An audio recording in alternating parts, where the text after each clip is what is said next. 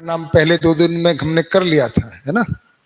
और उसके बाद में अध्ययन की वस्तु यानी साक्षात्कार बोध अनुभव किसका होगा, ये सारी बातें ही हम कर रहे हैं। जितनी भी बातें कर रहे हैं तो अध्ययन की वस्तु क्या है, एक शब्द में बोलेंगे तो अस्तित्व, और अस्तित्व सहअस्तित्व है। यही अध्ययन की वस्तु है ना। कोई किताब में नहीं है, ये जो हम देख रहे हैं जिसके हम भाग हैं। जब हम अस्तित्व कह रहे हैं तो हम भी उसका पार्ट है ना। और जब मैं कह रहा हूं कि हम पार्ट है, मतलब मैं भी उसका पार्ट हूं। और अध्ययन कौन कर रहा है, मैं कर रहा हूं, तो मेरा भी अध्ययन उसमें आ ही जाता है। तो मैं भी अध्ययन की वस्तु हूं। अब स्वयं भी, मैं खुद भी अध्ययन की वस्तु हूं, और उसी को हम भाषा देंगे, है ना। है ये सहअस्तित्व, तो हम कहेंगे अस्तित्व दर्शन ज्ञान, क्योंकि मैं जीवन हूं तो जीवन ज्ञान। और दोनों के संयोग में मैं जीवन हूं, मैं इस अस्तित्व का पार्ट हूं। तो मेरा कार्यक्रम क्या हो, जिसकी हमने बात रखी है यहाँ पे, है ना, उसी को हम मानवीयतापूर्ण आचरण ज्ञान कह रहे हैं। तो ये 3 ज्ञान के रूप में पूरी अध्ययन की वस्तु है, इसी को समझना है। तो ये हमने जब इसको 3 भाग में कैटेगराइज किया, तो क्या लगता है, ये हमने कैटेगराइज किया है या अस्तित्व में कैटेगराइज्ड है? हमने कैटेगराइज किया। अस्तित्व में कुछ भी अलग नहीं है, पूरा अस्तित्व मुझ में है, मैं अस्तित्व में हूं। सारी पदार्थ अवस्था मुझ में है, प्राण अवस्था मुझ में है ना। ज्ञान अवस्था मैं जीवन हूं, वही जीवन जीवों में भी रहता है, वही शरीर। तो सारी अवस्थाओं का अगर मैं अपने को समझ लेता हूं बॉडी और जीवन के रूप में, तो मुझे पूरा अस्तित्व ही दिख जाता है। तो व्यापक को हम ढूंढने जाएं कहाँ, चंद्रमा और सूरज के बीच में, या मैं खुद भी उसमें डूबा भीगा गिरा हूं। तो कहीं जाने की जरूरत नहीं है, मुझे अध्ययन करना है तो मैं अपना कर लेता हूं। तो पूरा अस्तित्व दर्शन, जीवन ज्ञान सब यही हो जाएगा। अपने को समझने में मुझे सारा समझ में आएगा ही, क्योंकि व्यापक भी तो है यहाँ, कहीं वहां थोड़ी है। हमको लगता है व्यापक को कहाँ देखना है, सूरज और चांद के बीच में, वो यहाँ है, मैं भी उसमें डूबा भीगा गिरा। तो ये कैटेगराइजेशन है हमने अपनी सुविधा के लिए किया है, क्योंकि हमारी ऐसी ट्रेनिंग है कि हम थोड़ा सीक्वेंशियली, थोड़ा कंपार्टमेंटलाइज, है ना, थोड़ा हेडिंग सब हेडिंग ऐसा हम पढ़ते हैं। ये हमको बताया गया है पहली क्लास से लेके, है ना। तो वो हम ऐसा देखा हमने। एग्जिस्टेंस में सब कुछ साथ साथ ही है, सब कुछ सहअस्तित्व का ही पार्ट है। अस्तित्व दर्शन ज्ञान भी, जीवन ज्ञान भी, मानवतापूर्ण आचरण ज्ञान, ये सब सहअस्तित्व ही है। तो अस्तित्व में कोई कंपार्टमेंटलाइजेशन नहीं है, ये हमारे समझने के तरीके में है, बोर्ड पर है ना। साक्षात्कार होगा तो वहां अलग अलग से नहीं होगा। अभी मुझे अस्तित्व दर्शन दिख रहा है, वो सब साथ में, जीवन भी, मैं भी, है ना, पदार्थ अवस्था, अस्तित्व, सब कुछ साथ साथ साक्षात्कार होगा, ऐसा है। तो अब हम तीसरा बिंदु पे आते हैं। इससे आगे बढ़े इससे पहले कोई भी, ये जो हमने जीवन की स्थिति को पता लगाया, और फिर मानव के रूप में जब जीवन शरीर में, परिवार में, समाज में ये रहेगा, तो क्या एक मानव का पोटेंशियल कहाँ से कहाँ होगा वो देखेंगे। और अब जब बात करेंगे तो मानव का सम्मिलित आचरण का क्या स्वरूप होगा उसको अब देखेंगे। ये तो एक देव मानव क्या करेगा, देव मानव, लेकिन सारे मानव मिलके, मानव देव मानव सब एक धरती का स्वरूप क्या होगा उसको देखेंगे। आप कुछ पूछ रहे थे माइक? परिचय शेयर में एक मैं नोट्स के थ्रू जा रहा था मैं, तो इसमें एक मध्यस्थ बल और मध्यस्थ शक्ति करके आया था। हाँ। तो वो चीज मतलब आपने कवर नहीं किया वस्तु, तो इसलिए मैं पूछ रहा हूँ कि आगे आएगा कि अभी करोगे आप? नहीं, वो अगर परिचय शिविर में मध्यस्थ बल कहाँ यूज किया था उसको? उन्होंने मतलब क्रिया के एंड में यूज किया था उसको। देखिए, मध्यस्थ सत्ता तो व्यापक है। अगर मध्यस्थ शब्द का प्रयोग किया है तो मध्यस्थ बल, जो जीवन क्रियाओं को मैंने लिखा, बल शक्ति मैंने यहाँ नाम नहीं दिया। मुझे लगा, मैं ऐसा सोचता हूँ कि वो तो अध्ययन में किताब आएगी, लिखा होगा। पर अनुभव जो क्रिया है वो मध्यस्थ बल है आत्मा में। कौन सी क्रिया? हाँ, आपने ध्यान देंगे, अब उस चार्ट पे जाएं, आपने लिखा होगा आस्वादन चयन मन में है, तुलन विश्लेषण कहाँ पर है?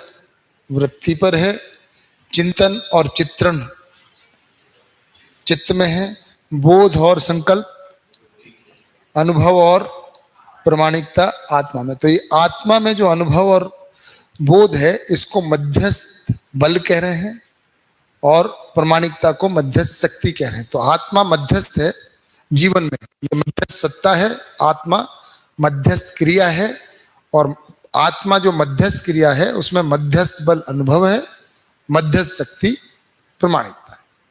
ये केवल नाम दिया हुआ है, बाकी इसका डिटेलिंग अध्ययन करेंगे तो बल शक्ति का क्या मतलब है और अभी उतना रिलेवेंस नहीं है, क्रिया समझ में आनी चाहिए कि जीवन है ना।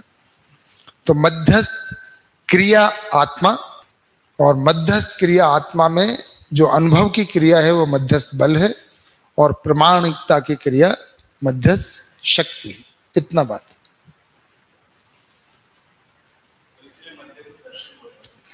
हाँ, क्योंकि ये बात कर रहा है मध्यस्थ सत्ता की, मध्यस्थ बल की, मध्यस्थ शक्ति की, मध्यस्थ क्रिया की, तो पूरा मिला के मध्यस्थ दर्शन। मध्यस्थ का अर्थ होता है जो सम विषम से मुक्त है। अगर एकदम एग्जैक्टली देखेंगे, सम मतलब समावेश का मतलब है कुछ कर डालना, दुनिया के सब बदल जाना, है ना, और विषम ह्रास की ओर जाना, सम विकास की ओर जाना। तो ये विकास ह्रास से मुक्त है, व्यापक, ना इसमें विकास है ना ह्रास है। तो विषम क्रिया किस तरफ, आप जहां पे हैं, जैसे हम मानव के पद में हैं, भ्रमित मानव, अगर मानव पद में आ गए तो क्या हुआ, सम हुआ, सम गति हुई या सम, और हम जीव चेतना में चले गए या जीव अवस्था में चले गए तो विषम हो गया। तो हर क्रिया अभी सम विषम में है। आत्मा में भी अनुभव से पहले सब जगह क्या हो रहा है, बुद्धि में सम गति है। तो ऐसा, अभी मैं उस फ्रेम में गया नहीं हूं क्योंकि वो एक डिटेलिंग में जाएगा, पर वो अध्ययन में आ जाएगा। चित्त तक ही सम विषम है। मन कभी मोह में जाता है, कुछ अच्छा करने का सोचता है तो सम क्रिया हुई, निराश हो जाता है ना, सबको तोड़ने फोड़ने का मन करता है, क्या हो गया, विषम हो गया, है ना। क्रोध आ गया, विषम हो गया। बहुत ज्यादा मोह किसी से हो गया, प्यार जिसको बोले, तो सम हो गया। वो अट्रैक्टिव सम है, रिपल्सिव विषम है। विकास की ओर गति सम है, विनाश की ओर गति विषम है। व्यापक सम विषम से मुक्त है, ना इसमें सम होता है ना विषम होता है।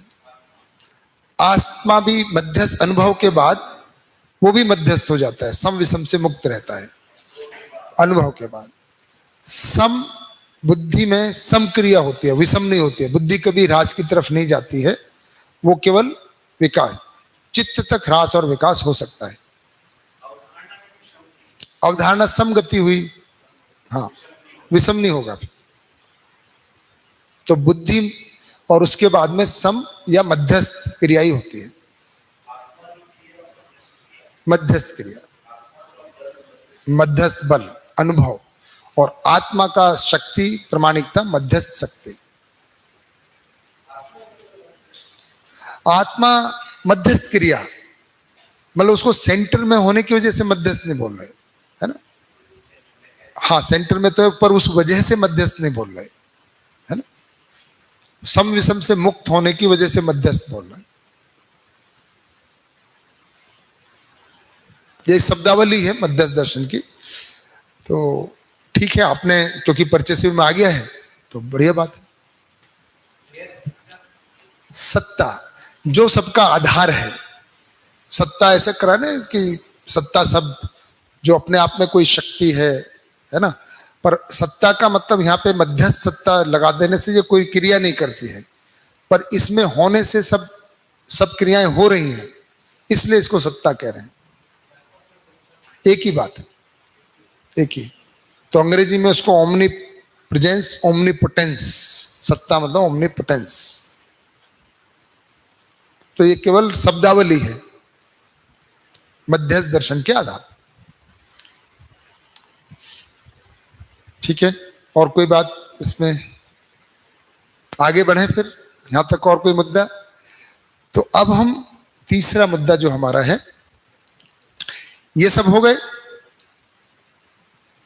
टाइम, मात्रा, घन, आयतन, भार, जीवन क्रिया, है ना। ये हमने लिखा था कि इसको कवर करना है, जो एक आया था, तो इसको अब हम पूरा कर देते हैं। तो अब ये बताइए कि अब अगर हम आचरण पहले किसको कह रहे हैं? आचरण मतलब क्या? व्यवहार। ओके, बताइए, माइक थोड़ा ले लें। आचरण मतलब क्या? तो शुभ्रांशु भैया ने कहा व्यवहार।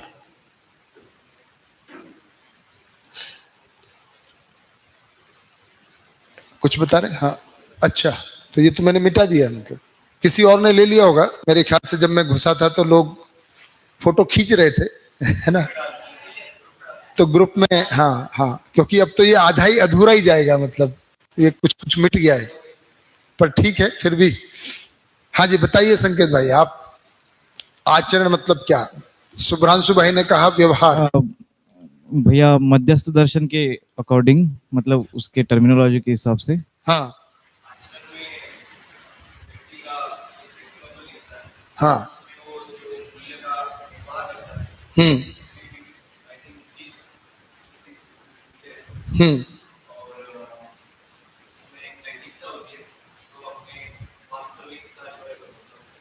हम्म हम्म हम्म।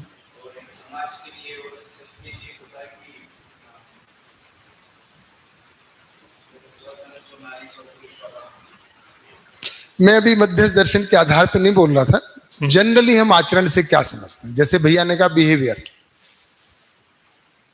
अगर हम कहें कुत्ते का आचरण, हाँ, है ना, मतलब हम कहें भाई कुत्ते का आचरण, गधे का आचरण, शेर का आचरण। इधर का माइक कहाँ है? इधर प्रफुल्ल भाई एक माइक पकड़ा दो जगदीश भाई को। हाँ जी, व्यवहार में निरंतरता बनी रहे। एक अनुसरण, अनुकरण, वो तो विधि है आचरण को सीखने की, वही बच्चों में वही होती है ना। वो तो, पर मैं वो नहीं बोल रहा, मैं बोल रहा हूँ आचरण है क्या। ये आप प्रक्रिया बता रहे हो कि बच्चे देख के सीखते हैं, पर आचरण किसको कहेंगे? गुण को कहेंगे, है ना, धर्म, सोचिए धर्म तो। को करेंगे, धर्म को कहेंगे। धर्म को कहेंगे।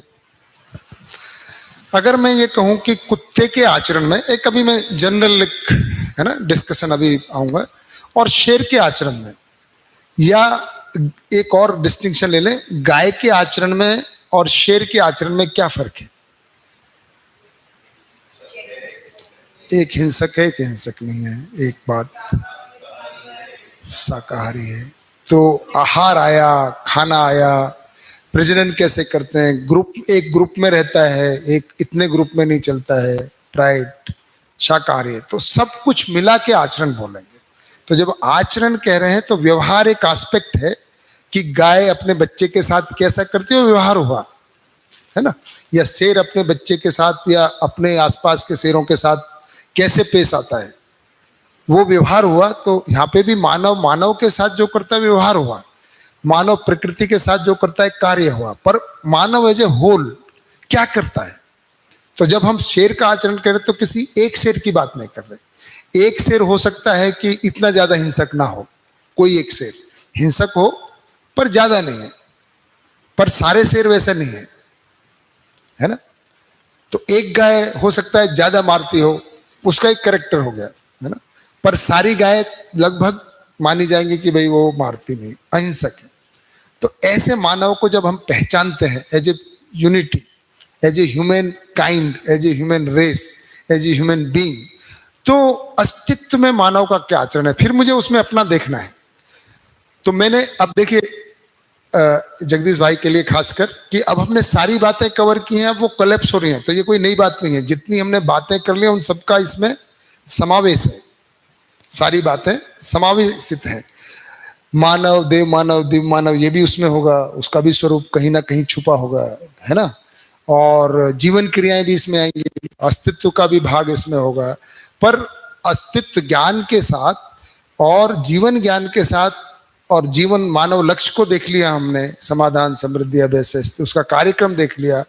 एज ए ह्यूमन काइंड क्या आचरण है उसको अब हम देखते हैं, है ना, कि वो अगर हम कहें, है ना, जैसे आप कई बार एलियन बोलते हैं। हालांकि हमारे हिसाब से एलियन कोई मानव से अलग नहीं हो सकते, बॉडी का स्वरूप अलग हो सकता है किसी ग्रह पे यही तत्व हो, लेकिन उनका कॉम्बिनेशन से हमारी बॉडी ट्रांसपेरेंट बन सकती है। पता चला कि आदमी आ रहा है लेकिन दिल होगा, है ना, लेकिन सिलिका ज्यादा हो बॉडी में, तो और ट्रांसपेरेंट दिखने लग जाए, दिल धड़कता हुआ दिख रहा है, ये सब कल्पना करते रहते हैं। पर सुख की आशा उसका होगा, धर्म सुख होगा, स्वभाव वही होगा। वहां पे भी अगर मानव फील करेगा तो ऐसे ही करेगा। ये सार्वभौम है ना। हो सकता है बाल थोड़े कम हो, नहीं हो, है ना, वो भौगोलिक परिस्थिति उतना परिवर्तन, तो थोड़ा आंख नाक का आकार शेप ये तो धरती पे दिख रहा है, पहाड़ पे शरीर एक अलग तरह का हो जाता है। पर क्या उनका धर्म सुख नहीं है? क्या वो परिवार में सुख शांति संतोष आनंद नहीं चाहते हैं? कहीं पोलैंड चले जाओ तो 7 फीट के लोग हैं, सब हट्टे कट्टे, किसी की नाक चपटी। तो वो शरीर के बनावट से जीवन की क्रिया पे कोई फर्क नहीं पड़ता है ना। तो जो मानव का आचरण है उसको हम मानवीयतापूर्ण आचरण कह रहे हैं, human conduct, not human but मानवीय, ह्यूमन, है ना। सब कुछ आगा, आहार विहार व्यवहार कार्य, तो व्यवहार एक पार्ट है, उसमें सब आ गया। इतना ही नहीं, अभी आप देखेंगे और क्या क्या आएगा, है ना। तो ह्यूमन कंडक्ट,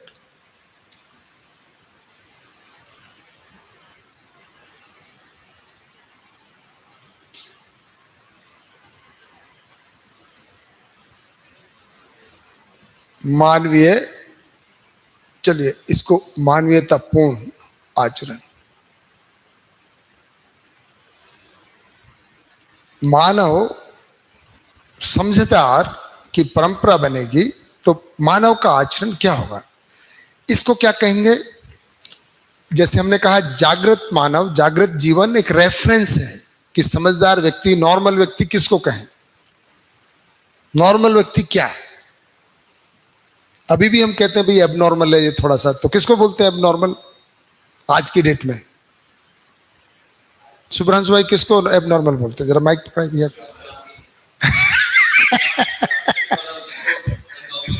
है जो स्मार्ट होता है, जो ज्यादा होशियार, मतलब वो करता क्या, मतलब उसका लक्षण क्या है?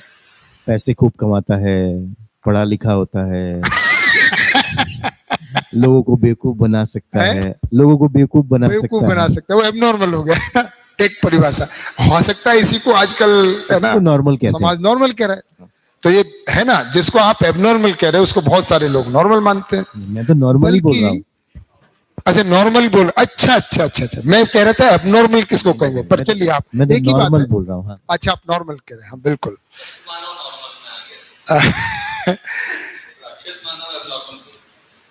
और पशु मानव और ये मानव, देव मानव नॉर्मल, एब्सोल्यूट अबनॉर्मल, है ना। मजेदार बात, हम नॉर्मल किसको कहें और एबनॉर्मल किसको कहें? सही, हाँ वो एबनॉर्मल, बिल्कुल। तो ये सब है ना, तो ये सारे मुद्दे खत्म हो जाएं तो ये जो आचरण है ये नॉर्मल आचरण है। This is the reference point. इसके आधार पे मूल्यांकन होगा कि आचरण, पहली बात तो एबनॉर्मल है, और एबनॉर्मल है तो गलत है या सही है। जैसे मानव में है ना, अभी ये बहुत बड़ा कंफ्यूजन है ना, कि कौन पागल है, पागलपन की डेफिनेशन क्या है। Is there any particular definition कि नहीं ये नॉर्मल है और ये आदमी पागल है? वो तो हमारा भी ये आपने बहुत बढ़िया बात कही, शायद बागड़िया जी या कोई भाई हमारे इस बात को बताते हैं ना, शायद वही बताते हैं कि पागल, एक बच्चे ने पूछा कि कोई गेस्ट आए थे, अंकल पागल किसको बोलते हैं? तो उन्होंने ये कहा कि जिसका आचरण, तो बच्चा बोलता है पापा, नहीं अंकल फिर तो हमारे पापा का भी हो जाएगा। ऐसा ही कुछ है। उन्होंने डेफिनेशन बताई, जिसका आचरण जो कभी कुछ भी बोल दे, कभी कुछ भी सोच ले, तो बोले ऐसे तो हमारे पापा भी करते हैं, ऐसा मतलब कभी कुछ भी बोल देते हैं। तो पागलपन की क्या डेफिनेशन हो, नहीं है, बहुत मुझे एक्यूरेट डेफिनेशन नहीं पकड़ में आई है। कहीं देखना हु इज मैड, हम घर में किसी को बोलते हैं is a mad person, but mad मतलब क्या? कोई एक धुन में लगा रहे, मान लीजिए जैसे भैया ने कहा नॉर्मल मान रहे हैं जो सुबह उठ के कितना पैसा कमाया जाए वो नॉर्मल है। कोई सुबह उठ के सोचे मुझे संगीत सीखना है, अब नॉर्मल है। सुबह उठते कौन संगीत सीखने की बात करता है भाई? या सुबह उठ के कोई बोले mummy mummy what is the goal of human being, चल बेटा चल, ये कोई पूछने की बात है? सुबह सुबह मुंह धो, ये कर, दूध पी, है ना, ये सब करो, अब नॉर्मल हो गए।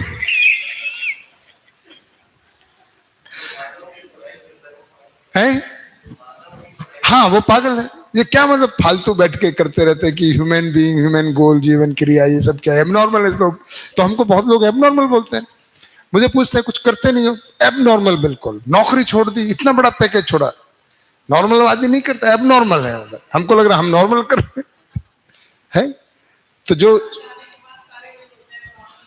हाँ कौन बोलते हैं? आपके दोस्त?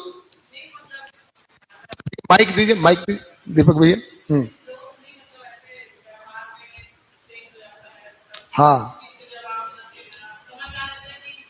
एबनॉर्मल है।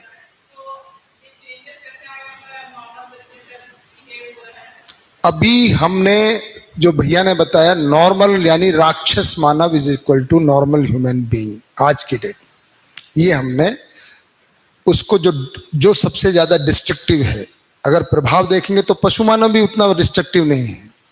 राक्षस मानव से पशु मानव को भी हमने एबनॉर्मल माना हुआ है, उससे कोई अच्छा कुछ करना चाहता है वो भी एबनॉर्मल है। नॉर्मल मीन्स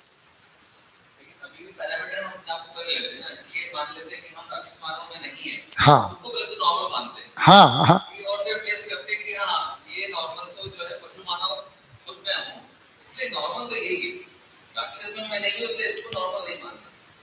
दोबारा बताएं माइक के साथ, दोबारा से बताएं किसको नॉर्मल कह रहे हैं? पहले रेफरेंस तो मैं अपने आप, पहले मैं अपने को सही मानता हूं ऐसा कहें। अब चाहे मैं पशु हूं चाहे राक्षस हूं, ये भी एक तरीका है कि मैं नॉर्मल हूं बाकी सब एबनॉर्मल है जो सही बात है।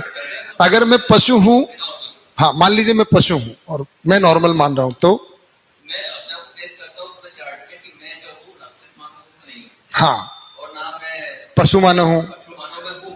अच्छा, तो मुझे लगता है कि पशु मानव ही नॉर्मल है, बाकी सारा एबनॉर्मल। हाँ ये बात भी एक तरीका है कि मैं जैसा हूं वही सही है, वही नॉर्म है।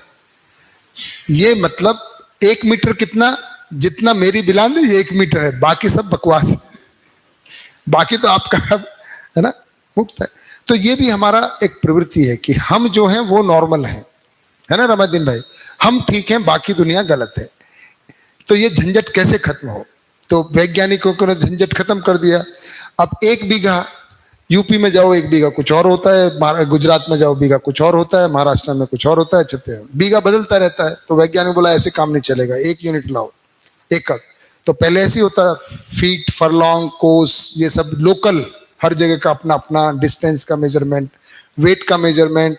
हमारे यहाँ तो रत्ती, छटाक, मासा, तोला, सेर, मन, ये सब अपना यूनिट चलता था, है ना। ऐसे कहीं और पाउंड वगैरह चलता था। वैज्ञानिकों ने मिलकर ये प्रॉब्लम तो सुलझा ली। कौन सी? MKS, मीटर, टाइम, डिस्टेंस, इनको तो ठीक कर लेते हैं भाई। यहाँ मीटर तो वहां भी मीटर, 1 किलोमीटर मतलब इतनी distance, 1 metre standard, international standard unit. उनको पूछो what is the internal standard of human conduct, किसी साइकोलॉजिस्ट को पूछो, सोशलिस्ट को पूछो, नोबडी हैज द आंसर। सब अपने अपने हिसाब से किताब पढ़ेंगे सोशियोलॉजी में, बोलेंगे एक्स सोशियोलॉजिस्ट ने ह्यूमन कंडक्ट को इसको नॉर्मल माना है, वाई ने इसको माना है, जेड ने 10 परिभाषाएं दे देंगे। बाद में आप सोचते रहो यार इसमें नॉर्मल कौन सा है। तो ये कोई कंक्लूजन आप MSc सोशियोलॉजिस्ट कर लेंगे, ये नहीं निकाल पाएंगे कि इनमें से स्टैंडर्ड कौन सा है। सबका बता देंगे, है ना, कि इसने ऐसा बोला, इसने ऐसा बोला, रविन्द्रनाथ टैगोर ने ऐसा बोला, गांधी जी ने ऐसा बोला और फ्राइड ने ऐसा बोला।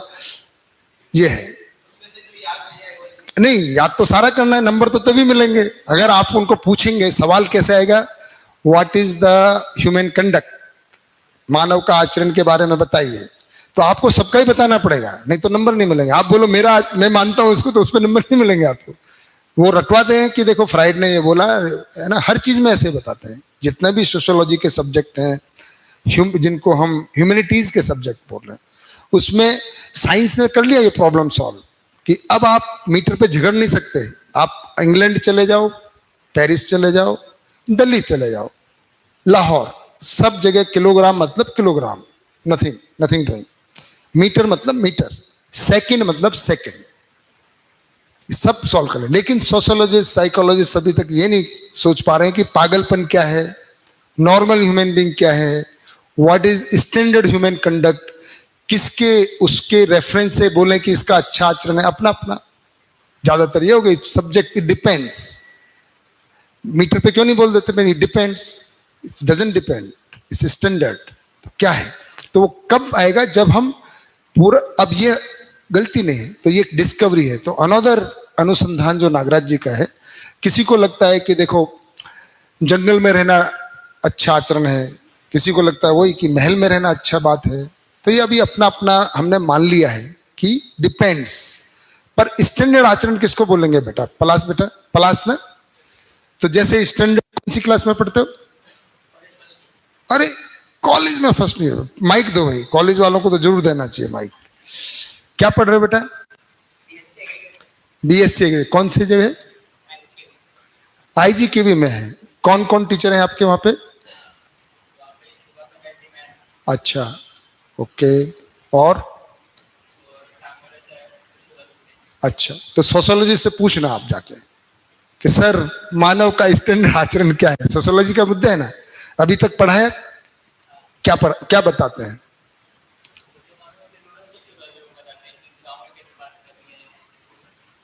और शहर में वो नॉर्मल नहीं रहेगा, जो गांव में नॉर्मल है शहर में बदल गया है ना। ऐसे ही हो गया ना, तो गांव का एक आचरण हो गया, शहर का अलग हो गया, महानगर का अलग हो गया। तो ऐसे ही बोल रहे बेटा, पलाश बेटा, है ना। तो अभी स्टैंडर्ड का मतलब जो यूनिवर्सल, जैसे किलोग्राम, किलोग्राम तो नहीं बदलता गांव में और शहर में, बदलता है? नहीं बदलता है। तो ऐसे मानव का कंडक्ट, मानव का बिहेवियर अगर अभी सिंपल लें तो क्या सही आचरण है जिसको कहें कि सबका, इसके आधार पे बात करेंगे, दिस इज स्टैंडर्ड बिहेवियर। उससे कम है तो गलत आचरण है, उससे अच्छा हो गया तो चलो बढ़िया आचरण है, पर नॉर्म तो हो कम से कम, नॉर्मल। किसको कहेंगे? आपका कोई ध्यान गया कभी? प्रेग्नेंट वाइफ को मर्यादा पुरुषोत्तम, हाँ, एक सोचा तो गया है, काफी अच्छाइयां भी है उनकी। देखिए उनका एक बहुत बढ़िया बात यह है कि लोग, ये बड़ी बात है, मैं मानता हूं इसको, है ना, कम बात नहीं है कि एक व्यक्ति का राज तिलक हो रहा हो, 4 भाई हैं, राजा बनने वाला हो, और उसी समय उसको सूचना मिले कि भाई now you have to go to forest, और बिना चूचा किए, किसी से लड़ाई झगड़ा किए जंगल में निकल ले, बोले नहीं माता पिता का आज्ञा है तो मैं चला जाता हूं। वो स्टैंडर्ड है ना, है जी। माइक थोड़ा बताएं सुभ्रांशु भाई, थोड़ी मदद होगी, आप क्या करें? आप जो देते हैं ना उस समय पंखा था नहीं, हाँ, उसलिए उसको इच्छा मृत्यु बोलते हैं, पर मृत्यु तो उनकी भी वैसी हुई, सुसाइड किया ना उन्होंने, सुसाइड किया, हाँ। तो वो मर्यादा पुरुषोत्तम है, तो मर्यादा है, वही तो स्टैंडर्ड है। देखिए वो उस समय के हिसाब से, मेरे ख्याल से जिस समय की ये बात है, जहां पे लोग एक जमीन के टुकड़े पे लड़ लेते थे, स्त्रियों को कोई वैल्यू नहीं थी, बराबर मानते भी नहीं थे, मतलब जिसको झपट लिया, ऐसे ही होता था। मतलब वो उस समय का, या जो ज्यादा शक्तिशाली है, उस संदर्भ में अगर देखेंगे तो सही में वो मर्यादा पुरुषोत्तम ही निकल के आएगा। मतलब मैं उस संदर्भ में देख रहा हूं, आज के संदर्भ में नहीं, कि जहां भाई, देखिए हम पूरी मुगल परंपरा को देखते हैं, बाप को मार के राजा बन गया, भाई को जंगल में, उसमें जेल में डाल दिया, किसी का मर्डर कर दिया, तो पूरी की पूरी परंपरा इस तरह की दिखती है। मैं इसको किसी जाति या धर्म से नहीं जोड़ रहा हूं, मतलब कि हिंदू अच्छे हैं। उस दिन हमने राम जी को भी क्रिटिसाइज किया कि भाई आपने नाक कान क्यों काट दिए, there should have been a better solution, कि if somebody says I love you, तो अगर आपको पसंद नहीं है तो तेजाब फेंकना या नाक कान काटना, या वो तो सॉल्यूशन नहीं है ना। वो तो आजकल अगर कोई बच्चा करता है तो उसको जेल में डाल देते हैं, तो आज के हिसाब से तो वो बिल्कुल ठीक नहीं है ना। परंतु उस समय की परिस्थितियों में मुझे लगता है कि उनके आचरण को स्टैंडर्ड माना गया कि जो ठीक था, कि जहां राज्य के लिए भाई भाई एक दूसरे को मार देते हो, वहां वो जंगल चले जाएं। वैसे ही किशन जी की 16,000 गर्लफ्रेंड थी। कृष्ण जी की नहीं ये तो- मुझे थोड़ा सा कहानी लगता है। कहानियां तो शायद सब कुछ है, पर हम करें तो बहुत क्राइम, किशन जी करें तो भगवान है। ये तो सोचने लायक मुद्दा है। ये कई बार मैंने भी सोचा है वैसे, कि श्री कृष्ण और राधा रानी को मंदिर में रखा जाता है। राधा जी तो उनकी लीगल वाइफ थी क्या, लीगल वेडिड वाइफ? तो क्यों करते हैं भाई, इतना बड़ा किस आधार पे वो दिया गया? तो हम उसको स्टैंडर्ड नहीं बोल रहे बाय द वे। अगर आप उधर इशारा कर रहे हैं तो मैं किसी भी ऐसे हिस्टोरिकल, चाहे वो औरंगजेब हो, है ना, चाहे अकबर हो, चाहे मोहम्मद हो, चाहे बुद्ध हो, चाहे महावीर हो, चाहे राम हो, चाहे कृष्ण हो, उसमें हम स्टैंडर्ड आचरण को नहीं देख रहे हैं। वो उस समय की परिस्थितियों का मोस्ट लाइकली बेस्ट हो सकता है, best of that time, but it's not the universal norm. उस समय के लिए बेस्ट है। क्या कहते हैं गणपत भैया, आपके हाथ में माइक है, आप इस चीज को कैसे देखते हैं? सर ये दर्शन को जानने के बाद तो व्यवस्था को समझ नहीं तो उसको रामचंद्र जी को आप कहाँ रखेंगे, अगर आपको ऐसा सोचना पड़े तो?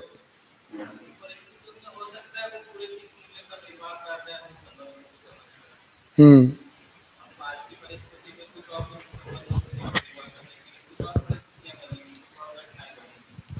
उस समय की परिस्थिति के हिसाब से ठीक हो सकता है, पर आज तो नहीं है। आज कोई प्रेग्नेंट वाइफ को पड़ोसी के कहने से, है जी, नहीं वैसा नहीं कह रहे, यही बात है, ये फर्क कर रहे हैं हम, है ना। परिस्थितियां बदलेंगी तो थोड़ा सा तरीका बदलेगा, तरीका मूल्य बदल तो पूरे सकता है, वही लेकिन एक्सप्रेस आचरण होंगे। नहीं बदलेगा। फॉर एग्जाम्पल, मुझे नहीं लगता, मेरे हिसाब से मैं इस बात को हजम कर नहीं पाता हूं। मेरा दोस्तों के साथ है, क्योंकि मैं भी उसी परंपरा से हूं और मैंने रामायण को पढ़ा है। एक समय में रामायण के आधार पे, गीता के आधार पे प्रवचन जैसा दोस्तों को बताया करता था और मैं जस्टिफाई करता था, पर मेरा मन नहीं मानता था। जब लोग पूछते थे भी, चलो ठीक है, सीता को बचाने के लिए तो लड़ाई कर ली, है ना, नाक कान की बात छोड़ दो, एक कोई भी किसी की पत्नी को छीन के ले जाएगा, तो मैं फिर ये कहता, फिर रावण ने भी ठीक ही किया भाई। अगर ऐसा है कोई किसी की बहन के नाक कान काट देगा तो वो कौन सा चुप बैठा रहेगा? उसकी पत्नी पत्नी, किसी की बहन बहन नहीं, ऐसा तो नहीं हो सकता है।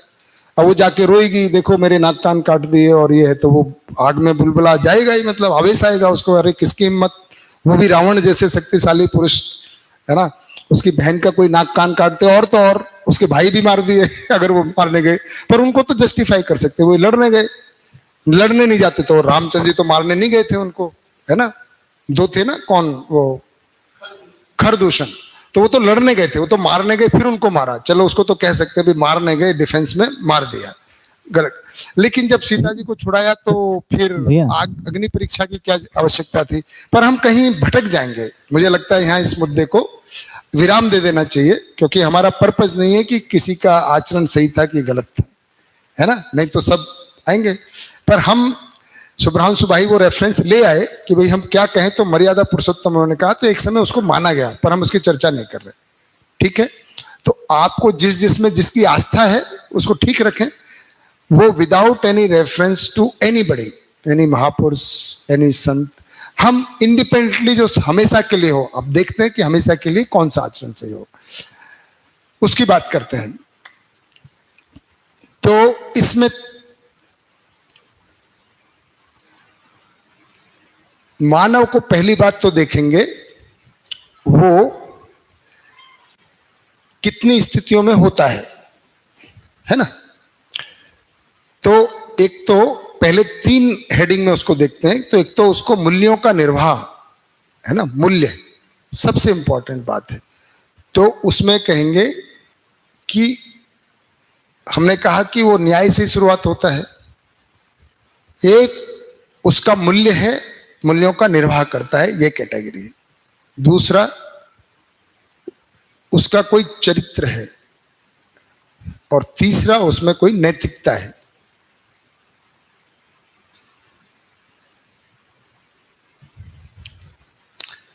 मूल्य, चरित्र, नैतिकता, इन तीनों के कॉम्बिनेशन से एक मानव के आचरण को देखते हैं। ठीक है गणपत भाई, बढ़िया। अब मूल्य को और इसको में लगभग 5 स्थितियों में जो मानव को देखते हैं, तो मानव कहाँ कहाँ होता है, किन स्थितियों में पाया जाता है? स्वयं इंडिविजुअल की तरह एक मानव है। जब मानव कह रहे हैं तो एक इंडिविजुअल भी मानव है।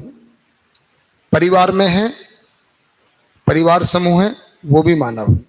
समाज है, जब हम समाज कह रहे हैं तो वो भी मानव समूह है। हम राष्ट्र कह रहे हैं तो राष्ट्र किसको कह रहे हैं? पहाड़ को कह रहे हैं, नदी को कह रहे हैं, नालों को कह रहे हैं, या मूलतः किसको कह रहे हैं? मानव को ही कह रहे हैं, समाज को ही कह रहे हैं। और अंतरराष्ट्र, इस धरती पे जब हम मानव की दृष्टि से देख रहे हैं तो पूरी मानव जाति, फिर मानव जाति को ही देख रहे हैं, है ना। तो इन स्थितियों में ही इनको हम आचरण को इन स्थितियों में देखते हैं, है ना। उसको हम आचरण का सम्मिलित भाग कह रहे हैं। तो मूल्य एक स्थिति होगी स्वयं, है ना। तो ये मूल्य प्रधान जो है स्वयं और परिवार में की बात है। चरित्र समाज की बात है, और नैतिकता राष्ट्र और अंतरराष्ट्र की बात है। गुरु मूल्य में लघु मूल्य समाया हुआ है, मतलब स्वयं परिवार का हिस्सा है, स्वयं परिवार में समा जाता है। मैं अकेला हूं, यहां तक अकेला हूं, लेकिन फैमिली का भी पार्ट हूं। आपकी जो पहचान है, आपका जो होना है, अकेले का कोई नहीं होना है। नॉर्मली हम जब पहचान करते हैं भाई कौन से परिवार के हिस्से हो, माता पिता भाई बहन क्या करते हैं, कौन से शहर, तो ये उसका भाग है। कोई भी परिवार समाज का भाग है, तो मूल्य और मूल्य चरित्र में समाये होते हैं, ये भी इसी तरह चलेगा। और चरित्र नैतिकता में समाया ही रहता है, तो ये अलग नहीं है। तो नैतिकता की बात कर रहे हैं तो चरित्र उसमें शामिल है, मूल्य उसमें शामिल है। इसी तरह जब राष्ट्र अंतरराष्ट्र की बात कर रहे हैं तो समाज उसमें शामिल है, समाज की बात कर रहे हैं तो परिवार उसमें शामिल है, परिवार की बात कर रहे हैं तो स्वयं उसमें शामिल है। इस तरह से हम इनको एज ए ह्यूमन रेस भी देख रहे हैं, है ना, और अलग अलग स्थिति में भी देख रहे हैं। तो मानव जब स्वयं की स्थिति में है तो क्या क्या होता है, परिवार के साथ है तो क्या होता है, समाज में है तो कैसा आचरण है, राष्ट्र अंतरराष्ट्र में तो कैसा आचरण है। इन स्थितियों में हम मानव के विभिन्न आयामों में आचरण को देखेंगे।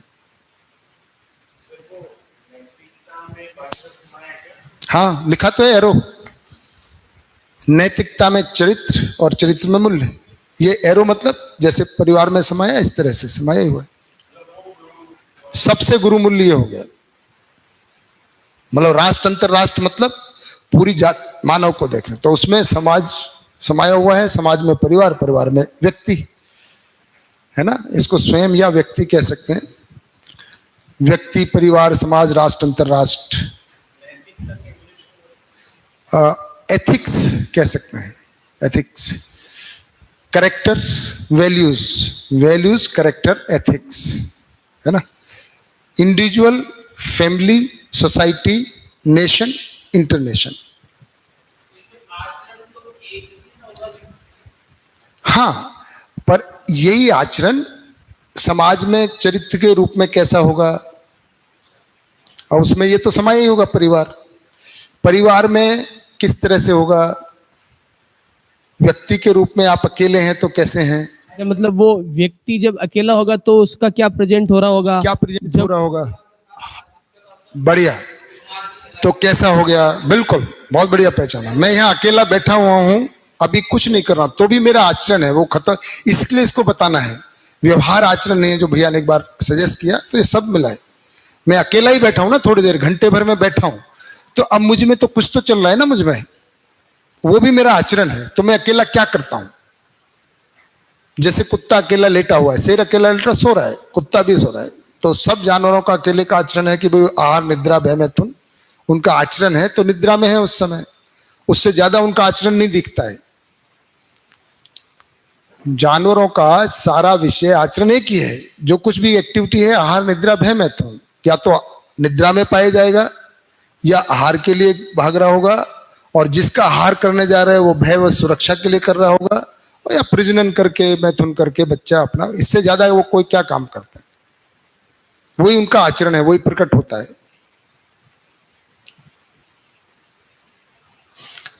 तो मूल्य है ना, तो मूल्य का क्या आपने परिचय शिविर में याद है तो कौन बताएंगे? बेटा मूल्य बताइए, मूल्य मतलब क्या? हाँ, अब तो हम 30 मूल्य की बात करेंगे, पर मूल्य कह किसको रहे? होते तो हैं।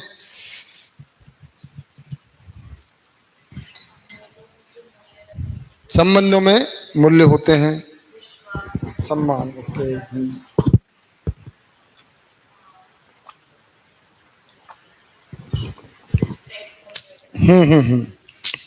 बिल्कुल। और किसी को? भाव, बिल्कुल ठीक बात है। गणपत भाई किसको करें मूल्य? मैं आपको इसलिए भी पूछ रहा हूँ, माइक अभी आप ही के पास है। हाँ जी, मूल्य किसको कह रहे हैं? उपयोगिता किसी चीज की, किसी चीज की उपयोगिता ही मूल्य है। कि मैं समाधान पूर्वक जीने की आश्वस्ति का भाव मुझ में है, ये मेरा भाव है। एक मोटा बात और अगर याद रखेंगे कि मानव का धर्म क्या है, धर्म से ही मूल्य जुड़ा हुआ है। धर्म क्या है? सुख, सुखी होना। तो मानव का मूल्य क्या है? सुखी होना और दूसरे के सुखी होने में सहयोगी हो जाना। यही मेरा मूल्य है, यही मानव का मूल्य है। उसके अलग अलग आयाम हैं कि मैं कितने प्रकार के आपके सुखी होने में सहयोगी हो सकता हूँ, वही मेरी उपयोगिता है, वही मेरा मूल्य है। तो पहले मैं सुखी हो जाऊं, ये मेरा अपने में मूल्य है। तो मानव का धर्म मूल्य है, मानव का धर्म सुख है, सुखी होना और दूसरे के सुखी होने में सहयोगी हो जाना, ये मानव का मूल्य है। सिंपल बात है। मानव का धर्म सुख है, सुखी होना चाहता है, तो सुखी हो जा भाई। पहले आपका मूल्य क्या है? सुखी हो जाओ। तो सुखी हो गए तो सुखी होके क्या करेंगे? सुख बांटेंगे। उसी को अच्छी भाषा में बोलेंगे तो दूसरे के सुखी होने में सहयोगी होंगे। जबरदस्ती सुखी नहीं करेंगे। कोई नहीं होना चाह रहा है बुढ़िया को सड़क पार नहीं करेंगे, वो करना चाहती है तो कराएंगे, है ना। वो नहीं करना चाहती, उसका अभी लगता है कि नहीं मुझे अभी इधर ही काम है। तो जो सुखी होना चाहता है, और हमको पता है सभी सुखी होना चाहते हैं, पर जो जहाँ है वहाँ उसमें पूरक हो जाना, अब दूसरी भाषा हो गई, उस वही मेरी उपयोगिता है। दूसरे के सुख में, सुखी होने में पूरक। पूरक मतलब जहाँ कमी है उसको बदलना नहीं है, जहाँ उसकी कमी है उसमें हम पूरक हो जाए, उसको ठीक कर लें। तो देखिए अब ये मूल्यों को, पहले आज मूल्यों को देखते हैं, फिर चरित्र को, नैतिकता को। यही कल हमारा दोपहर तक का 3 बिंदु और हमको कवर करने हैं, है ना। तो व्यक्ति के रूप में मूल्य जो है उनको हम कह रहे हैं जीवन मूल्य, क्योंकि व्यक्ति है ना, व्यक्ति मतलब जीवन और शरीर के साथ है। तो जीवन मूल्य क्या है? सुख, शांति, संतोष, आनंद। ये मन, वृत्ति, चित्त, बुद्धि, आत्मा की एक दूसरे के लिए उपयोगिता है, पूरकता है। सब मिलके अनुभव तक पहुंचते हैं, आत्मा में अनुभव होता है, और आपस में तालमेल पूर्वक जीवन में मन वृत्ति का तालमेल सुख, वृत्ति चित्त का तालमेल शांति, है ना, और चित्त और बुद्धि का तालमेल संतोष, और बुद्धि और आत्मा का तालमेल आनंद। तो ये जीवन मूल्य इनको बोला गया है। तो मैं अकेला भी हूं, इस अनुभूति के साथ तो रह ही सकता हूं। अगर अकेले भी बैठे हुए हैं तो ये मैं जीवन हूं, तो मैं अकेला कहाँ हूं? मैं आत्मा हूं, तो मेरे साथ बुद्धि, वृत्ति, चित्त, मन, तो कभी भी कोई अकेला नहीं है। आत्मा कभी अकेली है? नहीं है। मन कभी अकेला है? नहीं है। अकेला ये बैठा नहीं, हम बोल रहे हैं मानव के रूप में अकेला देख रहे हैं, लेकिन ये कितने लोग हैं? मन, वृत्ति, चित्त, बुद्धि, आत्मा, 5 तो है ही ना भाई। 5 तो बैठे ही, अकेला कोई नहीं है। इसलिए अस्तित्व में अकेलापन नहीं है। व्यापक तो हमेशा ही है। हाँ व्यापक भी है, चलो अब आपने व्यापक पहचान लिया, व्यापक भी है। तो अकेला कौन है? कोई नहीं है। अब मैं ऐसे खड़ा हूँ तो मैं अकेला हूँ क्या? नहीं, मैं आत्मा हूँ, चाहूँ तो मन से बात कर सकता हूँ। हाँ भाई क्या हो रहा है बुद्धि, क्या हाल चाल बुद्धि बताओ। हो सकता है कि नहीं? आपस में होता ही है। बुद्धि आत्मा से बात करे, क्या आज व्यापक के क्या हाल चाल? दीपक भाई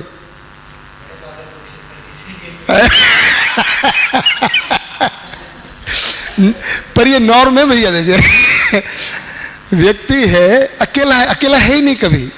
जीवन और शरीर साथ साथ है। पहली बात तो ठीक है, शरीर अब ठीक ठाक बैठा लिया, शरीर को खाना मिल गया, अब शरीर को क्या करना है? तो जीवन तो है ना। तो मैं मतलब अब आत्मा हो गया, तो मैं ही आनंद के साथ में हूँ। और मैं पूरा जीवन में जब देख रहा हूँ तो मन सुखी है, वृत्ति शांत है, चित्त संतोष में है और बुद्धि आनंद में, और मैं परमानंद में हूँ। तो भी ये मेरा मूल्य है। तो तात्विकता में सुख शांति संतोष आनंद बिल्कुल क्लियर है, हमने वहाँ क्लियर कर लिया है। तो मन में रुचि मूलक, मूल्य मूलक, लक्ष्य मूलक आस्वादन बना हुआ है तो सुख है। इसमें न्याय धर्म सत्य का तुलन विचार चल रहा है तो ये शांति में है। न्याय धर्म सत्य का बात सोचना ही शांति है, उसमें कोई उतल पुतल। क्योंकि आप सोचिए कि आपकी है ना कोई कार लेके भाग गया, आपको ये विचार मिले और आप ये विचार कर रहे हो कि मैं अरे खुली छोड़ आया हूँ, कोई चाबी भी लगी रहेगी, कोई लेके भाग जाएगा, तो कैसा लग रहा है? एक ये विचार आ जाए, यहाँ बैठे बैठे लगता है मैं अपनी, या आप यहाँ बैठे दीदी अपने घर का ताला ठीक से बंद करके आए हैं? हमेशा होता है, मैं वही बता रहा हूँ, होता ही ऐसा अक्सर सबके साथ होता है। गैस बंद की नहीं, पूरा भय, मतलब वो विचारों में परेशानियां हैं। अब वो सोच सोच के ही परेशान हो रहे हैं, ताला बंद किया कि नहीं किया, गैस बंद की, पंखा तो नहीं खुला रह गया है, बिजली का बिल बढ़ जाएगा, एसी तो ऑन नहीं रह गया है, 8 दिन छुट्टी तो निकल आए, 8 दिन इधर निकल आए, है ना। पड़ोसी को फ़ोन करके पूछो पर चाबी तो दे के नहीं आए, पर कैसे पता चलेगा? ये सब विचार में अशांति है। आप ये विचार कर रहे हैं, ये विचार करते करते ही अशांति है कि मेरी गाड़ी का लॉक, मेरा घर का लॉक। ये आप देखिए आपके विचारों में क्या चलता रहता है। आप न्याय धर्म सत्य की बात सोचिए, विचार वो चल रहा है, न्याय मूल्यों का निर्वाह, ये वो समाधान, समृद्धि का डिजाइन, ये सब। कोई खलबली मचेगी नहीं, शांति एकदम, इसका नाम शांति है। तो न्याय धर्म सत्य के विचार में शांति है। कोई इच्छाएं अधूरी दिखती नहीं है, जितनी भी तृष्णाएं हैं वो तृप्त हो रही हैं। संतोष का मतलब ये समृद्धि का भाव है, पर्याप्त है, जितनी आवश्यकता है उससे अधिक है, शरीर के लिए भी और जीवन के लिए भी। तो जीवन के लिए तो बता ही दिया कुलदीप भाई ने, व्यापक है, व्यापक तो है ही असीम, है ना। कितना ही अनुभव कर लो कम ही नहीं पड़ेगा, मतलब क्या फ़र्क पड़ना है। आनंद, ये मेरी स्थिति एज ए इंडिविजुअल के रूप में रह सकती है। और ये फिर यहाँ से मेरा आहार विहार व्यवहार, मतलब मैं जब आहार करूँगा तो आहार कर लूँगा, थोड़ा बहुत कुछ पढ़ूँगा, कुछ किसी को बता लूँगा, है ना। तो ये एक व्यक्ति के रूप में ये मूल्य, जीवन मूल्य कह रहे हैं उसको, ये रहते ही हैं। परिवार में कौन से मूल्यों का निर्वाह होता है? तो अभी हम थोड़ा सा डॉट लाइन करें। परिवार में 18 मूल्य और 2। अब मैं 2 मूल्यों को कहीं भी लिख सकता हूं, क्योंकि व्यक्ति अभी यहाँ जीवन किया है तो शरीर के साथ जुड़ते ही वस्तु मूल्य भी हो जाता है ना। तो अब उसको मैं परिवार में ले रहा हूं, क्योंकि यहाँ पे जीवन मूल्य लिख लिया, तो परिवार में आते ही 3 मूल्य हो जाएंगे।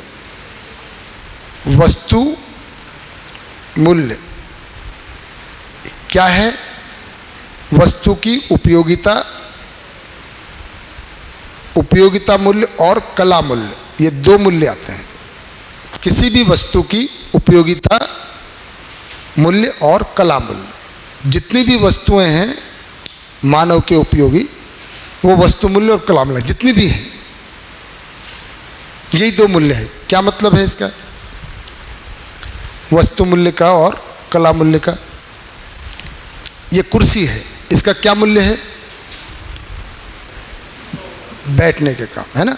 इसको हटा दें, स्टूल है, लकड़ी का ही स्टूल बनाए, केवल इतना 4 पैर हों, इसको हटा दें, इसको हटा दें, इसको हटा दें, बैठ पाऊंगा कि नहीं बैठ पाऊंगा?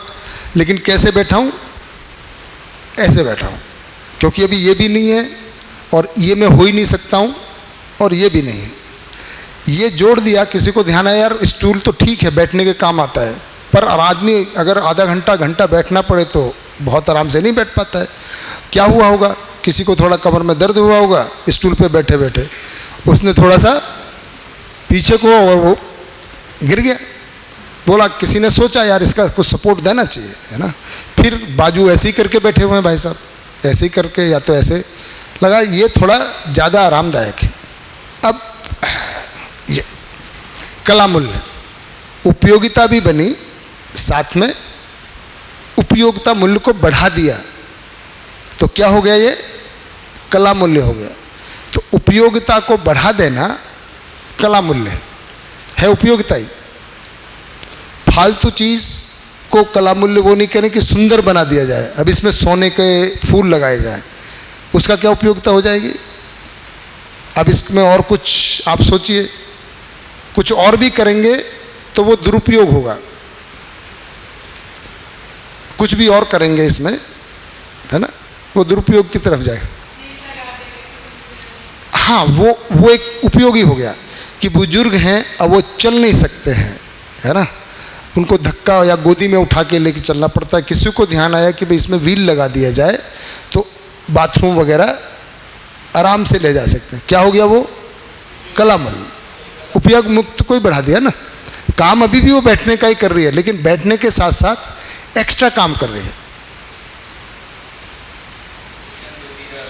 कुशन दे दिया, एडजस्टेबल कर दिया, ये थोड़ा बहुत ये सब। अब उसको बिल्कुल कुशन मतलब इटालियन का ही होना चाहिए, खरगोश के बाल का ही होना चाहिए। अब वो सब क्या है, दुरुपयोग, वो कला मूल्य में नहीं आता है। वो दिखावा, कहीं हमने उसको स्टेटस के साथ जोड़ लिया, है ना, इसके अलावा वो सब नाटक है, वो सब परेशानियां हैं। तो इसको वस्तुमूल्य हो गया। ये होते हैं दो, है ना। और फिर हम कह रहे हैं परिवार में ही, अभी समाज में बाद में जाएंगे जी।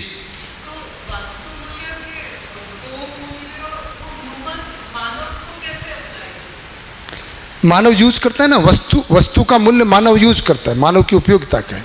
तो कोई ना कोई वस्तु कहीं ना कहीं तो उपयोगी है, तो उसका उपयोगिता ही उसका मूल्य है ना।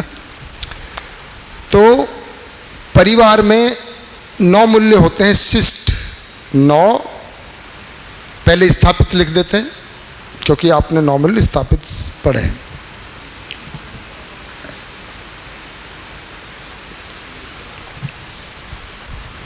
ये हैं, ये आपने परिचय शिविर में कर लिया है। विश्वास, सम्मान, स्नेह, ममता, वात्सल्य, श्रद्धा, गौरव, प्रेम, हो गए 9। कृतज्ञता रह गया है ना, तो यहां लिख देते हैं 1 2 3 4 5 6 7, अब 9 हो गए। कृतज्ञता सबको पता है क्या है, परिचय शिविर में पूरा क्लियर हो गया है सभी को।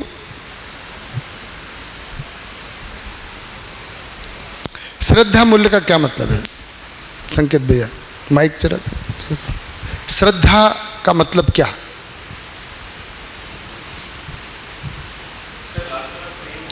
प्रेम। ठीक से लिख देता हूं, ये ठीक से नहीं दिख रहा है, सबसे नीचे आ गया ना, प्रेम मूल्य अभी भी ठीक है। भैया कोई अपने से ज़्यादा स्किलफुल है, हाँ उसके प्रति एक रिस्पेक्ट होना, हाँ, मतलब वो स्वीकार ना कि ये मेरे से मेरे गुरु के समान है, तो उसके प्रति है। तो उसको स्किलफुल की बजाय अच्छा है, मुझसे श्रेष्ठ है, श्रेष्ठ मानना पड़ेगा, है। तो आचरण में भी हो सकता है, ज्ञान में हो सकता है, स्किल में भी हो सकता है। तो एक एक लाइन में अगर देखें, कृतज्ञता तो अपनी जागृति में, है ना, दूसरों से जो योगदान मिलता है उसको स्वीकृति का भाव। ये बड़े मज़ेदार बात है, केवल स्वीकृति के भाव से ही मैं खुश हो जाता हूँ और जिसके प्रति होता है वो भी खुश हो जाता है। मैं अक्सर परिचय शिविर में कहता हूँ कि एक ही लाइन माँ बाप की ज़िंदगी को बिगाड़ने के लिए पर्याप्त है। बच्चा उनको कॉलेज करके बोल दे आपने मेरे लिए किया ही क्या है, फलाने को देखो उन्होंने तो गाड़ी दे दी, उसको ये कर दिया। अब माँ बाप का जीना तो विफल, खत्म। या माँ बाप बच्चे को बोल दें कि फलाने को देखो IIT चला गया, तुम यहीं घिसट रहा है अभी, उसका भी ज़िंदगी खत्म, वो भी पंखे की तरफ जाएगा, ये भी पंखे की तरफ जाएगा। एक लाइन। तो कृतज्ञता खुद भी दुखी हो रहा है और दूसरों को भी दुखी कर रहा है, इसलिए इसको मूल्य कहा गया है। स्थापित में कृतज्ञता को फील कर पाऊँ तो मैं खुशी होता हूँ और इसको प्रकट कर दूँ तो वो भी सुखी होता है, इसलिए इनको मूल्य कहा गया है, क्योंकि ये सुख महसूस होता है और सुखी होने में सहयोगी होता है। इसी तरह से विश्वास तो मैंने बता ही दिया है। हर स्थिति परिस्थिति में अगर मैं समाधान पूर्वक जीने की आश्वस्ति हो जाए कि अब दुनिया में कुछ भी होता रहे, कुछ भी हो जाए, मैं तो सुख के साथ जी सकता हूँ, समाधान के साथ जी सकता हूँ, तो ऐसा भाव कितना बड़ा भाव होगा सुब्रांशु भाई। अगर ये आज दिख जाए मुझे कि अब हमेशा हमेशा के लिए, तो ये बहुत बड़ा भाव है। इसको आधार मूल्य बोलते हैं।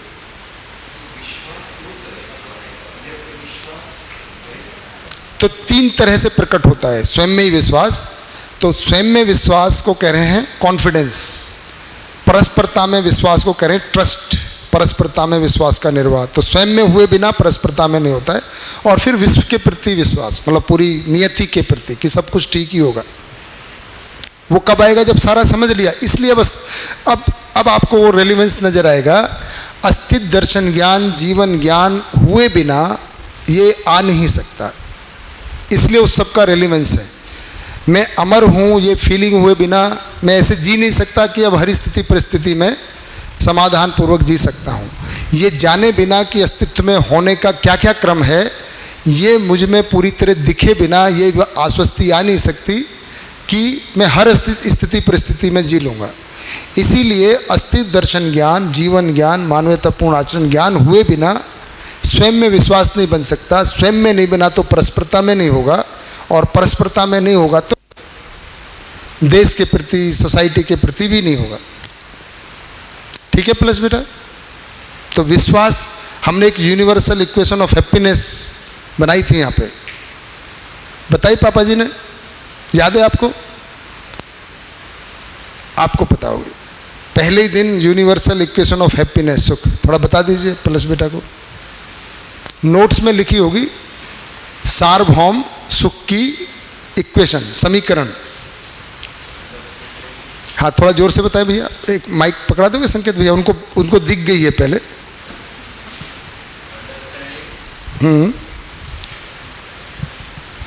अंडरस्टैंडिंग, सॉल्यूशन और resolution, confidence leads to happiness.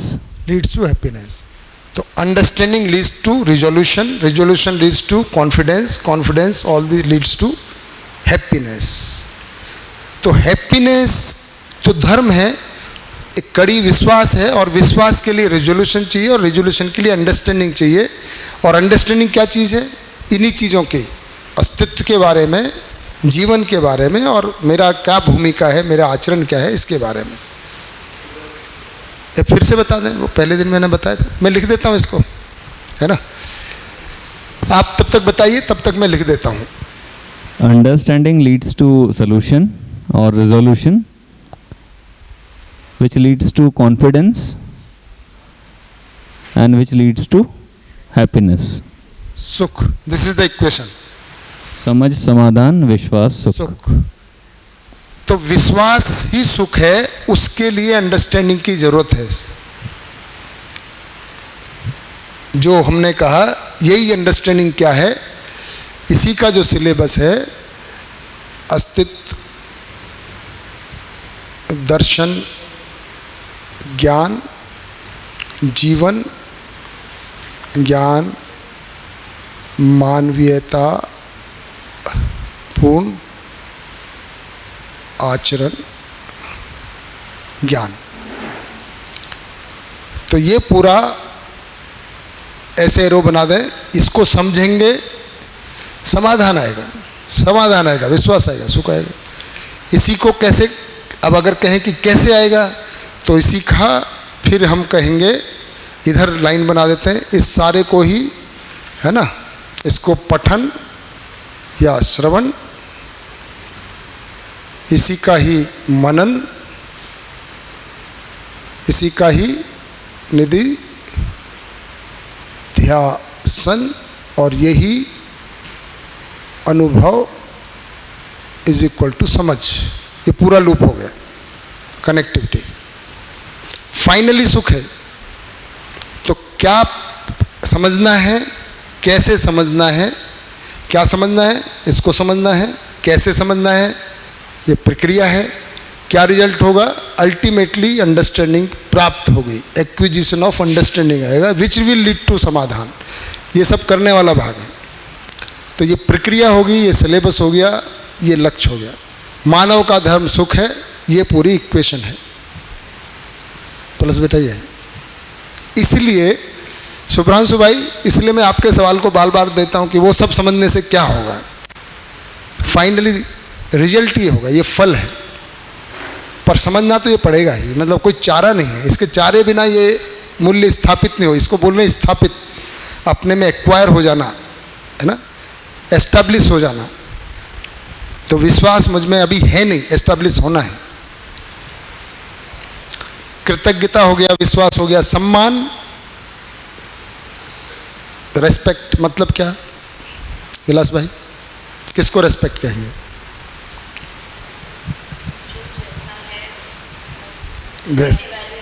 हाँ, राइट इवैल्यूएशन। तो अस्तित्व में हर इकाई का जितना मान है उतना ही उसको स्वीकार करना। उतना नहीं करते हैं तो अधिमूल्यन, अवमूल्यन, निर्मूल्यन करते हैं। ओवर या अंडर इवैल्यूएशन या अदर, है ना। स्नेह, स्नेह, अफेक्शन, ये ट्रस्ट, रेस्पेक्ट, ग्रेटिट्यूड, अफेक्शन, हर व्यक्ति को, है ना, ये अपने में फील होता है एक संबंधी के रूप के। हर एक के साथ कोई ना कोई संबंध है ही।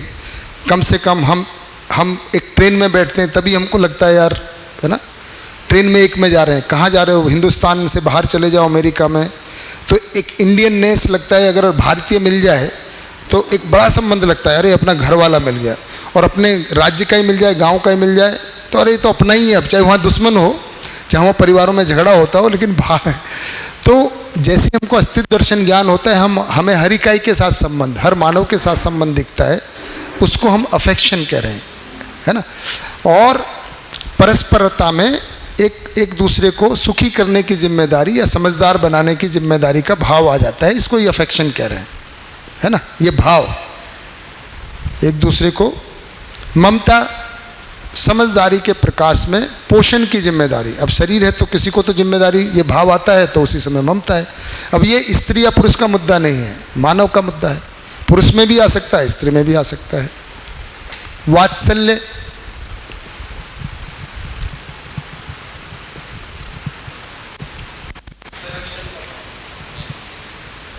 संरक्षण का भाव, दूसरे को समझदार बनाने की जिम्मेदारी का भाव।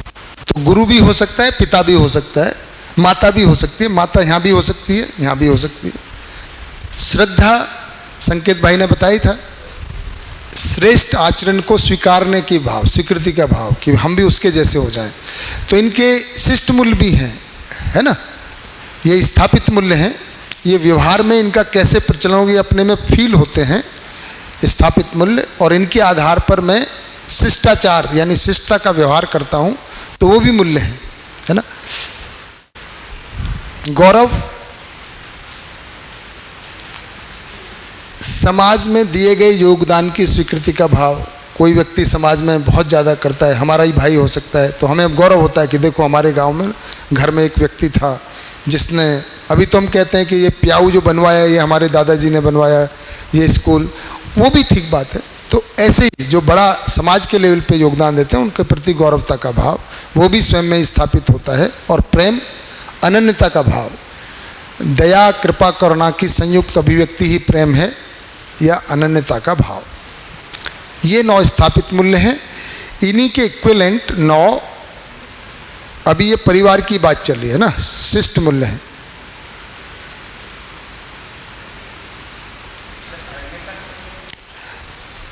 वननेस, अनन्यता हिंदी में मतलब नोबडीज अदर, नो अदर, कोई अन्य नहीं है, दूसरा नहीं है। तो feeling of oneness, that is called love. ये आधार मूल्य है विश्वास, जहां पे इन सारे बाकी 8 मूल्यों को फील कर पाए, विश्वास, सम्मान, स्नेह, ममता, जिस भी संबंध में हम इसको कर पाए तो प्रेम आधार मूल्य विश्वास है। बिना विश्वास के कोई संबंध नहीं है। आप ऐसा करके देखो कि शक करके देखो किसी पे, क्या कर पाएंगे? कुछ नहीं कर पाएंगे। लैक ऑफ ट्रस्ट या लैक ऑफ कॉन्फिडेंस से कोई संबंध नहीं बनेगा। और ज़्यादातर संबंध टूटते हैं तो लैक ऑफ ट्रस्ट, पहले परस्परता में, और उसका मूल कारण अपने में नहीं होता है, क्योंकि हम में विश्वास की कमी होती है तो हम परस्परता में नहीं कर पाते, और परस्परता में नहीं होता है तो संबंध नहीं रहता है, वो ढोया जाता है, थोड़े समय बाद टूट ही जाता है। तो विश्वास किसी भी संबंध की सफलता के लिए आधार मूल्य है। आप प्रेम कर ही नहीं पाएंगे अगर विश्वास नहीं है। तो आप किसी का सम्मान नहीं करते हो, प्रेम खो जाएगा।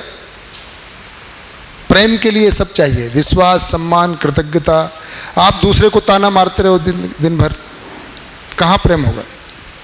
कोई ग्रेटिट्यूड नहीं है। तुमने किया क्या, तुमको आता क्या है, मैं देखो मैं तो कमाता हूँ, ये करता हूँ, तुम तो घर में पड़ी रहती हो बस। या उल्टा भी हो सकता है, घर में कुछ काम नहीं करते हो, बच्चों को मैं ही संभालती हूँ। ऑफिस में जाके कौन सा हल चलाते हो, जाके लोगों को बेवकूफ़ बनाते हो, पैसा लेके आ जाते हो। ये क्या है? दोषारोपण एक दूसरे का, कोई ग्रेटिट्यूड नहीं है। विलास भाई मुस्कुरा रहे हैं धीरे से, ऐसा क्या मतलब? मैं बता रहा हूँ जो जनरली चलता है। समग्र ऐसा फीलिंग कि सभी, तो एक व्यक्ति से शुरू होकर ये पूरे अस्तित्व के प्रति प्रेम ही होता है। फिर फाइनली अनुभव मतलब प्रेमानुभूति, ऐसा भी बोलते हैं।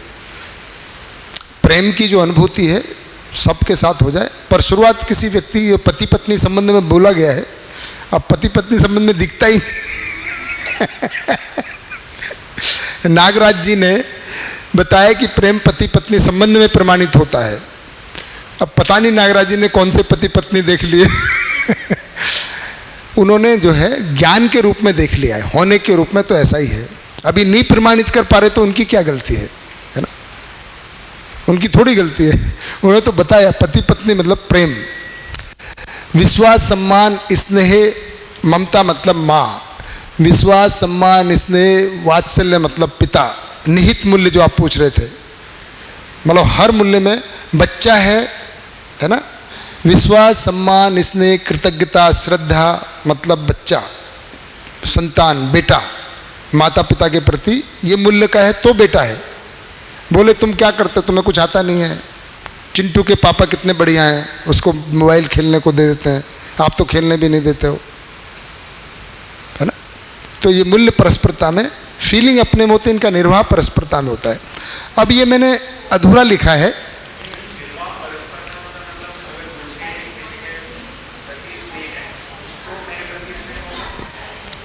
किसी के मतलब आप में अनुभूति हुई स्नेह की, इसका प्रकट किसी संबंध में होगा। तो मुझ में विश्वास है, सम्मान है, स्नेह है और ममता है, तो कहाँ किस संबंध में प्रकट होगा? बच्चे के साथ ना। हाँ, इसीलिए परिवार लिखा है, परिवार में ही चल रहा है अभी, परिवार में ही चल रहा है अभी। ये स्वयं में हो गया। अच्छा, अब परिवार में इसलिए कह रहे हैं स्वयं में है ही ना व्यक्ति, जब तक उसमें सुख शांति संतोष नहीं है, ये भी नहीं है। इसलिए मैंने बोला है कि ये इसमें है ही, ये गायब नहीं हो जाएगा, है ही परिवार में, इंडिविजुअली है ना। वो कैसे रहेंगे, है ना? सही सही पहचान आपने।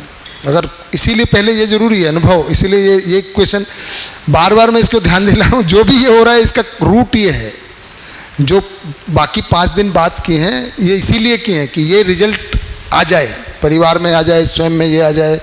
अभी समाज में जो और होने वाला है वो कब घटित होगा? जब ये सब हुआ तो ये सब होगा, ये बात करें। तो ये स्थापित मूल्य है, स्वयं में स्थापित होते हैं भाव, पर इनका सिस्टम में कैसे आता है, इनका भी 9 है। ये भाई बहन संबंध देखिए, जैसे ये लिखा है, संतान का माता पिता अभिभावक से संबंध, माता पिता का संतान के साथ संबंध, ये यहाँ लिखा हुआ है ना। चलो मेरा काम आसान हो गया, लिखा हुआ है दीदी, है ना, मैं बता रहा था, देखो यहाँ लिखा हुआ है। तो 2-3 संबंध को यहाँ लिख दिया है, बिल्कुल। हाँ, तो ये अभ्यास दर्शन जब आप पढ़ेंगे, है ना, अभ्यास दर्शन में खूब डिटेल में लिखा हुआ है। कुछ मानव विहार दर्शन में भी है, सब जस संबंधों का वो डिस्कशन होता है, लेकिन अभ्यास दर्शन में, क्योंकि इनका अभ्यास करना है ना। अरे तो बहन है ना, गाली नहीं दे सकते, गुस्सा नहीं कर सकते, ऐसा भाई को सोचना पड़ेगा, नहीं तो पहले तो गुस्सा आता है ना, कहाँ से जो भी बोलते हैं। इन मूल्यों का, तो ये शिष्ट मूल्यों को मैं अभी छोड़ देता हूँ, क्योंकि मैंने बोला ना स्वयं में भी होगा पर परस्परता में भी होगा। इसका जो परस्परता में फिर निर्वाह हो गया, उसको शिष्ट मूल्य बोल रहे हैं, शिष्ट।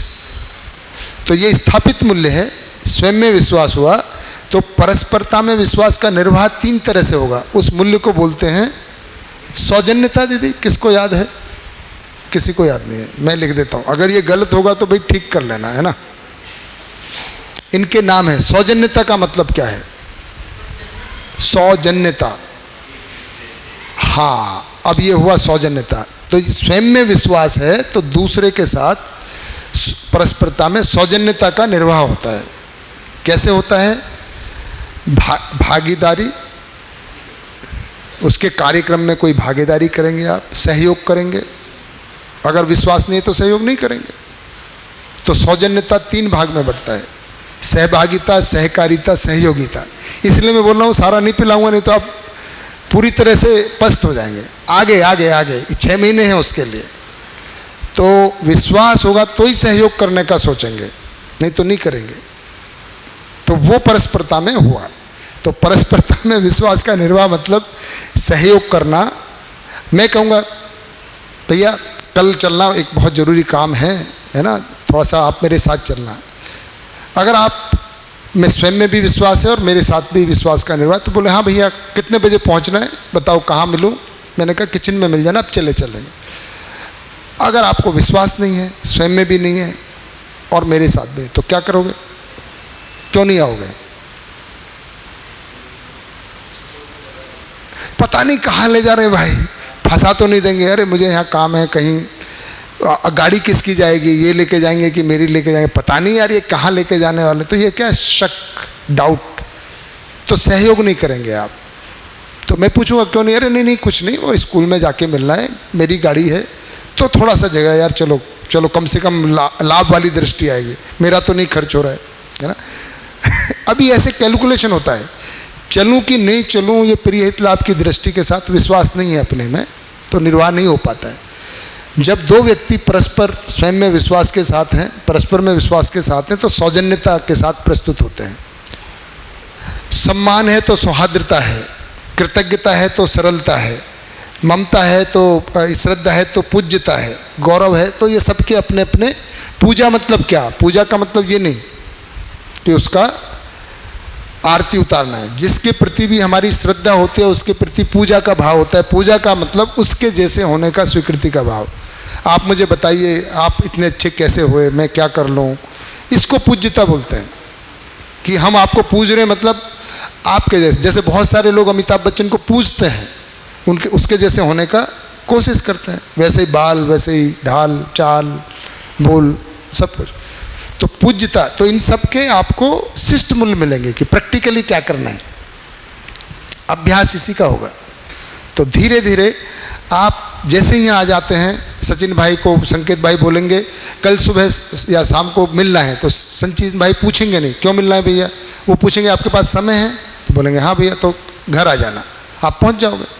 उनको पता है कि संकेत भैया ऐसे फालतू मिलाएंगे नहीं, दारू पीने के तो पार्टी होगी नहीं कि कोई ज्ञान की बात करेंगे या कोई व्यवस्था की बात करेंगे, तो विश्वास है कम से कम इस कॉन्टेक्स्ट में, है ना दीपक भाई।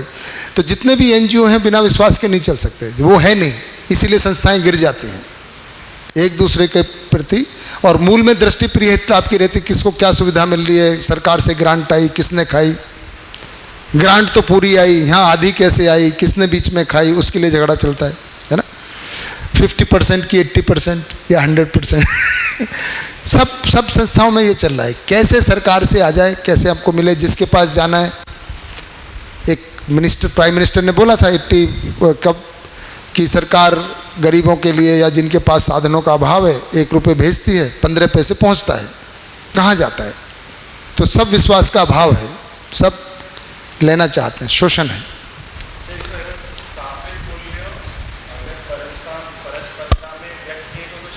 वो शिष्ट मूल्य है, व्यक्त होते हैं। ये स्वयं में अनुभूति होती है इनकी, विश्वास, सेल्फ कॉन्फिडेंस, मुझे अनुभूति होगी, सम्मान मुझ में होगा। इसीलिए हम जब हम में अनुभव नहीं होता है सम्मान का, तो दूसरों से अपेक्षा रखते हैं कि दूसरे सम्मान करें। दूसरों से सम्मान पाने का हमारा पर, ये परिचय शुरू में हो गया होगा, है ना, ये सब हो गया होगा। दूसरे से सम्मान पाने का जो लालसा है वो इसलिए कि अपने में नहीं है, तब तो दूसरों से चाहते हैं। हो गया होगा ये सब बातें, है ना, हो ही जाता है। आपको याद नहीं है, परिचय शिविर में करा दिया गया होगा।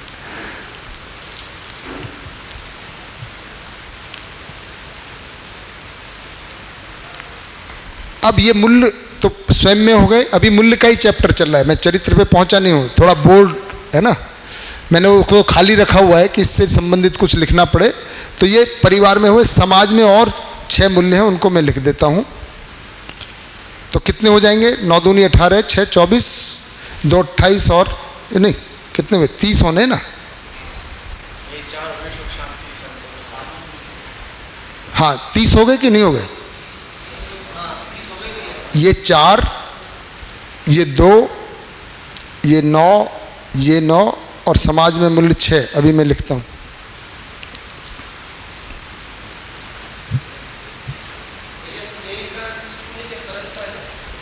नहीं याद नहीं आ रहा भैया, है निष्ठा, निष्ठा बिल्कुल। देखो इसलिए मैं दीदी से पूछ रहा था, दीदी सबका याद है तो लिख दूं अगर आपको याद हो तो। ये तो सौजन्यता, कृतज्ञता का, सौम्यता, बिल्कुल दीदी को याद है। सौम्यता, सौजन्यता, सम्मान का, निष्ठा नहीं, सौहार्दता, सौहार्दता, स्नेह का, निष्ठा, ममता का, उदारता, है ना, वात्सल्य का, सहजता, श्रद्धा का, पूज्यता, प्रेम का, अनन्यता, गौरव का, सरलता।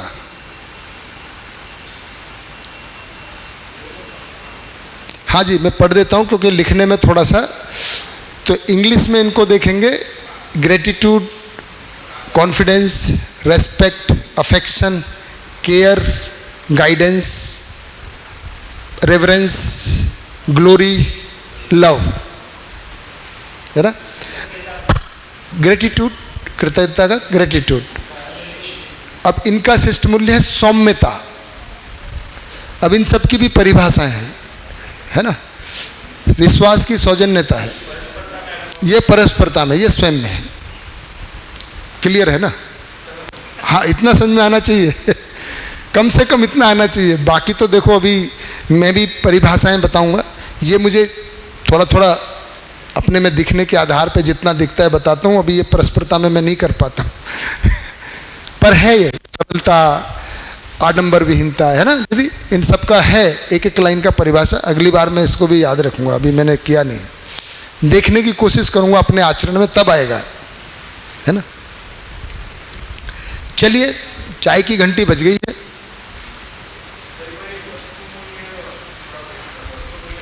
चाय का क्या मूल्य है।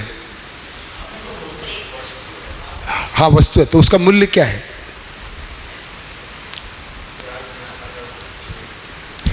याद करिए, वही वस्तु मूल्य।